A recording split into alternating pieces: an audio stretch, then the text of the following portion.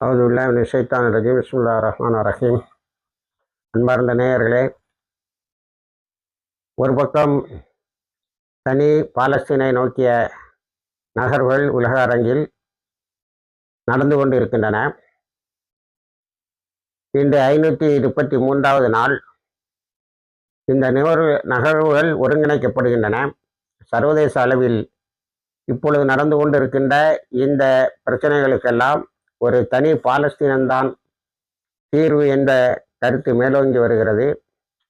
2 நாட்களுக்கு முன்னால் நான் இந்த காணொளியில் UN ரைட்ஸ் சீஃப் சொன்னதை சொன்னேன். ஆக்குபேஷன் என்று சொல்லக்கூடிய ஆக்கிரமிப்பு மேற்கரையிலும் இதர இடங்களிலும் அதற்கான இழப்பீடுகளை தர வேண்டும். உடனேயே செட்டிலர்ஸுடைய வயலன்ஸ் என்று சொல்லக்கூடிய வந்தேரிகளின் தீவிரவாதத்தை அடக்க வேண்டும். அவர்களை அங்கிருந்து வெளியேற்ற வேண்டும். அவர்களை தடுக்க வேண்டும், தண்டனை தர வேண்டும் என்று அறிவிப்பு. அது இப்பொழுது மீண்டும் உலகில் பல இடங்களிலும், குறிப்பாக பாலஸ்தீன் அதாரிட்டியினுடைய வெளிவிவகாரத்துறை அமைச்சர் அதை மிகப்பெரிய அளவில் எடுத்துச் சொல்கிறார். அந்த முனாஃபிக்குகள் இத்தனை நாளும் அவர்களுக்கு இஸ்ரேலுக்கு உதவி செய்யதான் பெரிய இழப்பு. நேற்று ஹவுதிஸ் ஒரு பெரிய தாக்குதலை நடத்தியிருக்கிறார்கள். இன்னும் 3 தாக்குதல்கள், ஆனால் அது 3 மாதிரி தெரியவில்லை. இஸ்ரேலினுடைய எல்லா பகுதிகளும் சைரன் சத்தங்களுக்கு உள்ளாகி இருக்கின்றன. அதாவது எல்லா பகுதிகளும் தாக்குதலுக்கு உள்ளாகி இருக்கின்றன. பெரும்பாலான இஸ்ரேல் இப்பொழுது நிலத்துக்கு கீழ் பதுங்கு குழிகளும் ஷெல்டர்களிலும் கவர்டு ஏரியா என்று சொல்லக்கூடிய பாதுகாக்கப்பட்ட பகுதிகளும் வாழ்ந்து கொண்டு இருக்கிறார்கள். எல்லாம் வெளியூருக்கு போகிற மாதிரி திரும்பவும் சூட்கேஸை தூக்கிட்டு கிளம்பிட்டாங்க. போகிற வழியில் ஏற்படுகின்ற ஸ்டாம்பீடு என்று சொல்லக்கூடிய தள்ளு முள்ளு, முட்டி மோதி கீழே விழுவது, இதில் பலர் காயம்பட்டு இருக்கிறார்கள். ஹூத்திஸ் தன்னுடைய தாக்குதலை தொடர்கிறது. அதே போல ஹமாஸும் நேற்று ஒரு பேரட் 70 ராக்கெட்டுகளை அஸ்கலான், அஸ்தூத் போன்ற பகுதிகளை கொண்டு தாக்கி இருக்கிறது. டெல் அவீவையும் தாக்கி இருக்கிறது.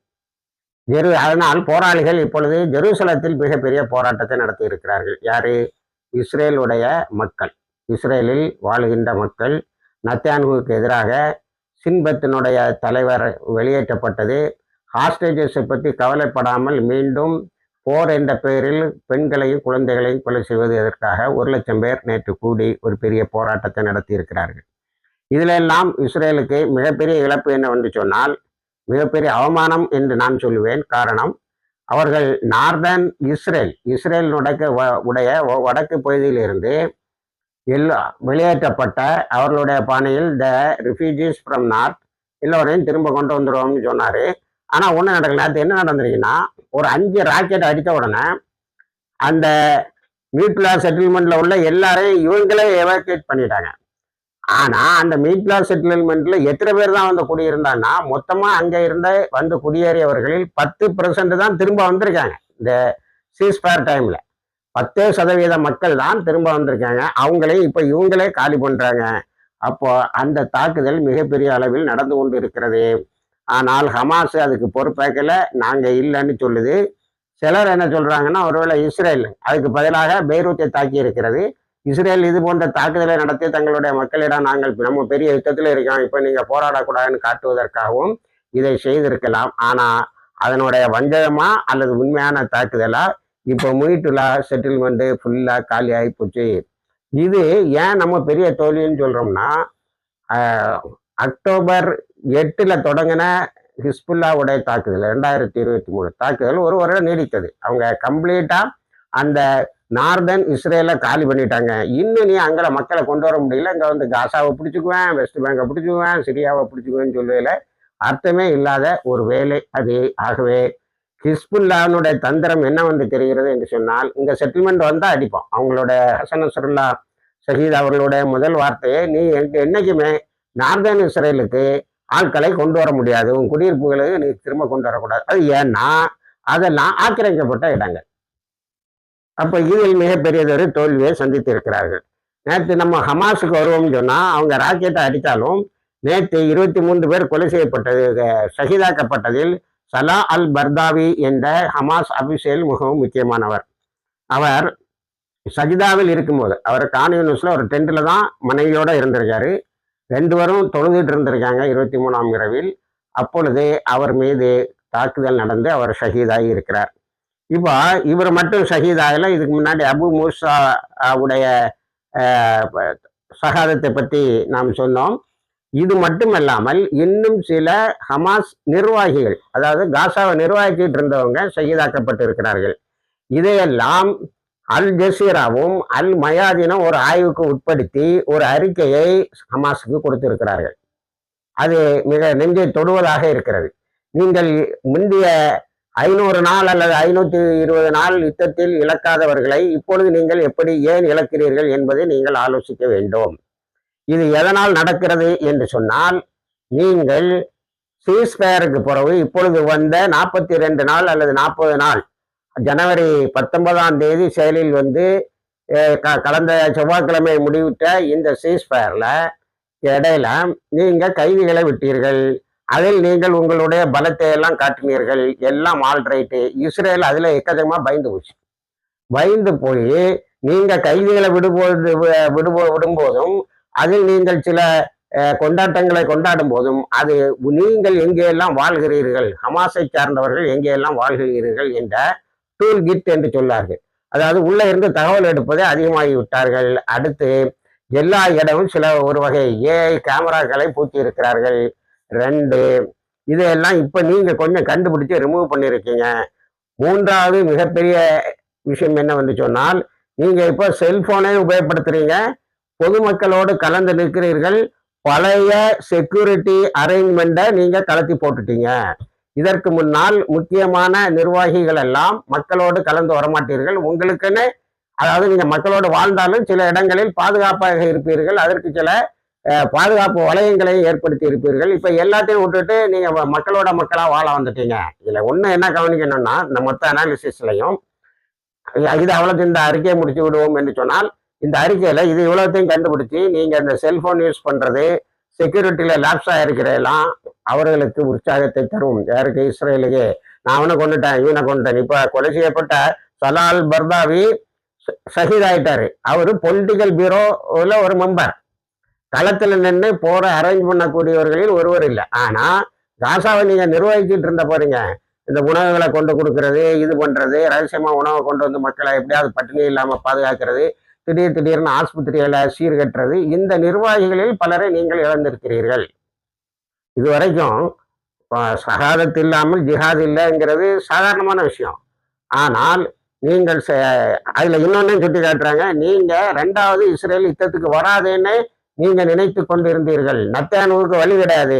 அங்க இருக்கின்ற இஸ்ரேல் இருக்கின்ற பிரச்சனைகளை எல்லாம் தீர்க்க வேண்டுமானால் உங்களை தாக்கி ஆக வேண்டும், ஒரு யுத்தத்தை தொடங்கி ஆக வேண்டும். அந்த பரபரப்புல இப்ப அந்த ஜெருசலம் கோர்ட்டு கூட அவனை வந்து ஒரு 10 நாளைக்கு நீ வந்து வாக்குமூலம் தர வேண்டாம்னு சொல்லியிருக்கு. ஏன்னா இங்க லெபனான் ஃப்ரண்ட்ல யுத்தம், அங்க போய் யுத்தம், இங்க யுத்தம்னு சொல்லிடுவான். சிரியாவை தாக்கிட்டு இருக்கான். சிரியாவில் அவனோட ஏஜென்ட் இருக்கனால அவனை திருப்பி தாக்கல. அப்படி இருக்கு. அதனால நீங்க பழையபடியும் உங்களுடைய பாதுகாப்பு, நீங்கள் எந்த கருவிகள் மூலம் முதலில் நீங்கள் பரிமாறிக்கொண்டிருந்தவர்களோ தகவல்களை அந்த நிலைக்கு போய்விட வேண்டும். பாதுகாப்பை நீங்க பலப்படுத்திக் கொள்ள வேண்டும். நீங்க வந்து இதுல பாராட்டத்தக்க விஷயம் நம்ம பார்க்கறது என்னன்னா, அவங்க வந்து டனல் சில பேர் வாழ்ந்திருக்கலாம் ரொம்ப பாதுகாப்பா. ஆனா மக்களோடு மக்கள் வாழுகிறார்கள் என்பது மிகவும் பாராட்டத்தக்கது. ஏன்னா மக்கள் எல்லாம் வாழ முடியாத டென்ட்ல இருப்பாங்க. நாங்க வந்து ரொம்ப கொஞ்சம் வசதியான டனல் சீக்கிரம் இருப்போம்னு இல்லாம அந்த மக்களோடு வாழ்ந்திருக்கிறீர்கள். அது ரைட்டு. ஆனா இது யுத்த காலம், நீங்கள் உங்களை பாதுகாத்துக் கொள்ள வேண்டும் என்று இந்த ஆய்வு வெளியே வந்த பிறகு ஹமாஸினுடைய விழிகள் திறந்திருக்கும் என்று நினைக்கிறேன். அடுத்தால ஹமாஸ் இன்னொரு வேலை செய்து கத்தரையும் ஈஜிப்டையும் ப்ரெஷர் கொடுக்குறாங்க. நீங்க அந்த சீஸ்ஃபயர் எக்ரிமெண்ட்டை கேரண்டி பண்ணுங்க, இஸ்ரேல் பின்பற்றும் என்று. இப்ப அவன் குழந்தைகளையும் பெண்களையும் இதுவரைக்கும் 700 பேரை கொண்டுட்டான். 674 என்று ஒரு கணக்கை சொல்லுகிறார்கள். இந்த 2வது தாக்குதலை தொடங்கிய பின் கொண்டுட்டான். இதுக்கெல்லாம் யார் பொறுப்பு? நீங்க தான் எக்ரிமெண்ட்டை வந்து என்ன செய்தீங்க, கேரண்டி பண்ணீங்க. இப்ப கத்தர் என்ன அறிக்கை விட்டுட்டுனா, இனிமே அமெரிக்காவையும் நம்ப முடியல, இஸ்ரேலையும் நம்ப முடியல. நீங்க எப்ப வேணாலும் ஒரு ஒப்பந்தம் பீங்க, நாங்க மீடியேட் பண்ணி தருவோம். ஆனா நீங்க அதுக்கு பிறகு உங்க விருப்பத்துக்கு அதை பிரித்து விடுகிறீர்கள் என்ற ஒரு அழுத்தத்தை அது கொடுக்கிறது. அதே மாதிரி எகிப்தும் இஸ்ரேலிடமும் அமெரிக்காவிடமும் நாங்க ஒரு அளவுக்கு தான் பொறுக்க முடியும், நீங்கள் மிகவும் பெரிய ஒரு விதிமீறலை செய்கிறீர்கள் என்று சொல்லி இருக்கிறார்கள். அடுத்து இப்போ லெபனான்ல ஒரு 5 ராக்கெட்டை இந்த பாடுபடுத்திருக்குன்னா இன்னும் அதிகமான தாக்குதல் வரும். ஏனென்றால் பெய்ரூத்தை தாக்கி இருக்கிறீர்கள். அதனால் லெபனானுடைய இராணுவம் அல்லது பழையபடி இப்பொழுது யார் தாக்குதல் நடத்தினார்களோ அவர்கள் தாக்குவார்கள் என எதிர்பார்க்கப்படுகிறது. இனி நம்ம வழக்கமான ட்ரம்போட இதுக்கு வருவோம்னா, இவர் 82,000 எம்ப்ளாய்க்கு வேலை இல்லைன்றார்.